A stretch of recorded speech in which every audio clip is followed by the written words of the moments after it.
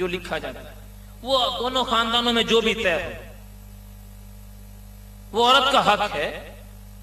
मर्द का ये मर्द के लिए लाजमी है, उसके लिए फर्ज है कि उसको उसका हक अदा करे। अगर औरत उसको माफ कर दे तो हदीस पाक में इरशाद है कि फिर उसको खाओ, खुशी से माफ कर देते। अगर वो माफ ना करे तो उसका हक है, उसको देना लाजमी है जब वो तलब करे। दो उसके होते हैं, एक होता है उसी वक्त देना, एक होता है बाद में दे देना।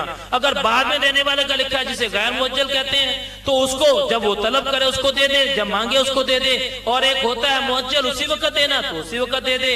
लेकिन ये एक याद रखें कि एक किस्म का कर्ज होता है, वो दोनों खानदानों में जो तय पा जाए वो उसके मामलात में होता है।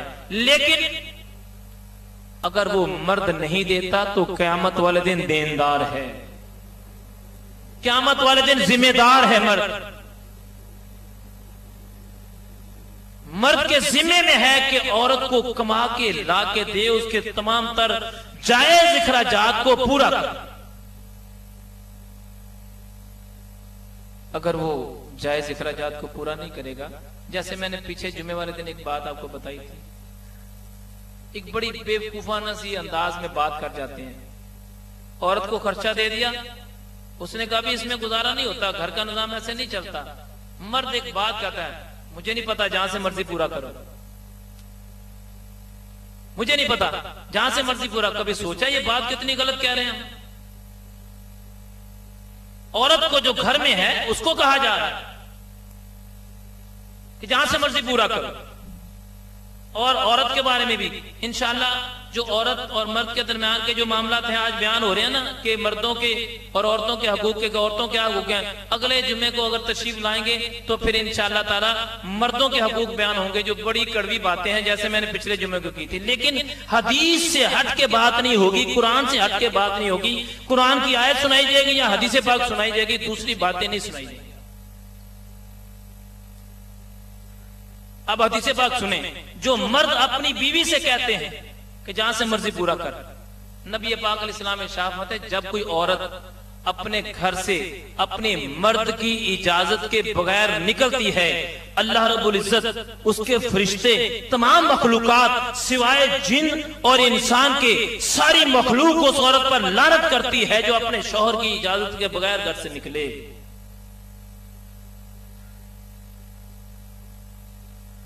और मर्द क्या कहता है, मेरी जिम्मेदारी नहीं है, मेरी जिम्मेदारी थी तुझे ये देना बस।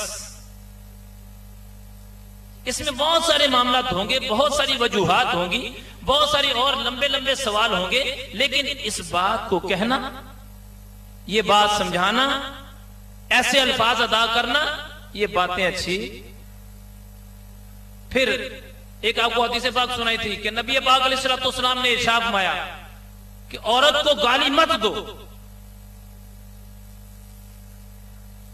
उसके मुंह पर थप्पड़ मत मारो। और उसी हदीस पाक के आगे वाले अल्फाज आपको सुनाए थे मैंने कि कई लोग कहते हैं बस तू निकल जा मेरे घर से। औरत को घर से निकलने का मत कहो।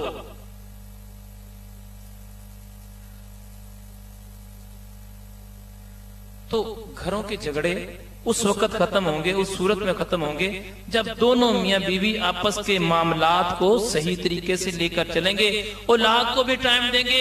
लाजम बात है, घर के अंदर ये झगड़े, ये मामलात तो पूरी दुनिया में है, खाली पाकिस्तान में या मुसलमानों में नहीं, पूरी दुनिया में। चाहे कोई करोड़पति है, चाहे कोई अरबपति है, चाहे कोई फकीर है, चाहे कोई मंगता है, चाहे कोई गरीब है, चाहे कोई अमीर है, हर घर के अंदर ये मियां बीवी के झगड़े मामलात चलते हैं। लेकिन एक दूसरे से तामन करना, एक दूसरे से मिलके चलना, औलादें उस सूरत में ठीक यानी तरबियत लेती हैं जब माँ बाप एक दूसरे को गाली ना दें। उधर से बाप भी गालियां दे रहे हैं, आगे से माँ भी गालियां दे रही है, उधर से बाप भी जोर जोर से ऐसे अल्फाज अदा कर रहे हैं जो ठीक नहीं, उधर से माँ भी कर रही है। तो लाजम बात है फिर जवान बेटियां उसका अच्छा असर नहीं लेती। एक और भी बहुत खतरनाक बात है, बड़ी खतरनाक बात। आप तो अल्हम्दुलिल्लाह ऐसे माहौल में नहीं है अल्लाह ताला की रहमत से, लेकिन ऐसा हो रहा है मुआशरे में। बाप ने, मियां बीवी ने अपने घर में अलग कमरे में केबल लगाई और आराम से देखते रहे, जो मर्जी चैनल देखा। उधर से औलाद ने भी, उनको अलग अलग कमरा मिला हुआ है। जवान बच्चियों ने भी अपना अलग कमरे में एक टीवी लगाया, उसके ऊपर केबल है या सीडी से। आजकल तो केबल छोटी चीज रह गई है, इससे बहुत आगे निकल गए हम लोग।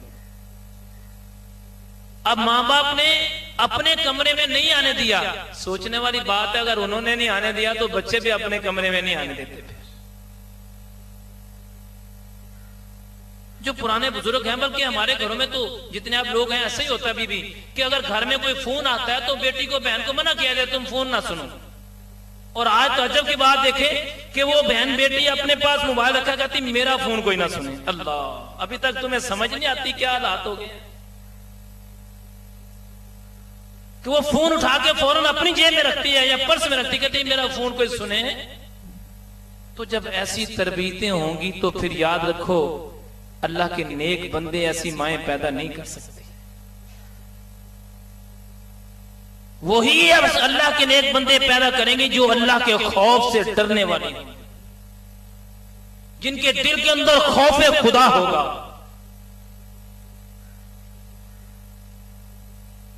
एक और जगह पर आता है, नबी पाक अलैहिस्सलाम इरशाद फरमाते हैं मियां बीवी के बारे में कि मर्द को हुक्म दिया कि तू तहज्जुद के टाइम अपनी बीवी को उठाओ, वो तुझे उठाए नमाज तहज्जुद के लिए। अल्लाह,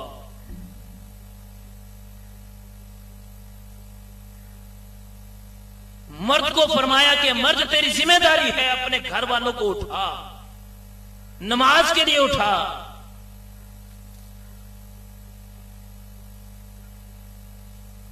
आज सूरत हाल ऐसी है कि उठाना तो बड़ी बात की बात है, उठना ही बड़ा मुश्किल हो गया। उठाना तो अगली बात है ना, अपना उठना बड़ा मुश्किल हो गया। वजह क्या हुई भाई? रात को 2 बज गए, 3 बज गए, 12 बज गए, 1 बज गए, बायती महफिलों से जान छूटेगी तो घर वालों को आके उठाएगा ना। दोस्त अहबाब में इतने खुश इखलाक होना, इतने खुश इखलाक होना कि कमाल कर देना, और घर में आके इतने बद इखलाक होना कि वो भी कमाल कर देना। ये तो मेरा तो वैसे यकीन है, मुझे उम्मीद भी है कि आप में से कोई ऐसा तो नहीं होगा, लेकिन मुआशरे में ऐसा होता है। लोग आके ऐसी बातें बताते हैं, देखो जी हमारे घर में बच्चे हैं, ये कहते हैं कि हमने अपने वालिद को कभी अपने साथ हंसते हुए नहीं देखा। औलादें तरसती हैं कि बाप उनको अपने सीने से लगाए। अल्लाह अकबर।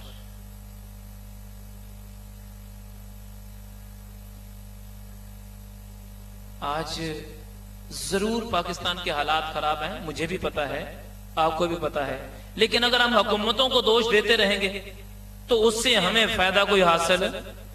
सारी हुकूमत मिलके ना, सारी हुकूमत मिलके एक बंदे को दीन पर मुकम्मल तौर पर सही तरीके से अमल करने वाला नहीं बना सकती।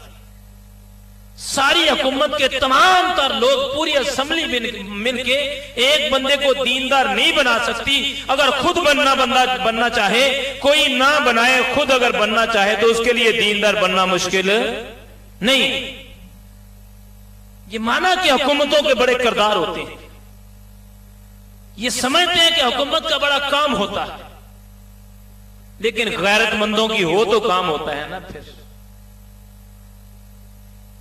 सवाल सिर्फ यह है कि आज हमने अपने घरों में क्या किरदार अदा किया। हमने मैं अपनी बात नहीं कर रहा भाई, चंदा नहीं मांगा जा रहा, कहा नहीं जा रहा कि ये करो, ये कहा जा रहा है कि अपने अपने घरों का निजाम। अल्लाह के फजलो करम से आप सारे लोग ऐसे हैं कि आपके घरों में ऐसा नहीं होता, लेकिन मुआशरे में ऐसा देखने में आता है। बहनें बेटियां इतनी परेशान हैं कि क्या किया, शौहर ने बेटी को मारा, जाओ जाके कमा, जा अपने माँ बाप के घर से लेके आओ जाके। खुद मजदूरियां ना की, खुद मुशक्कत ना की, फिर घरों के अखराजात इतने बढ़ा लिए कि उसका अंजाम क्या हुआ कि जो कमाई आती है वो पूरी नहीं होती।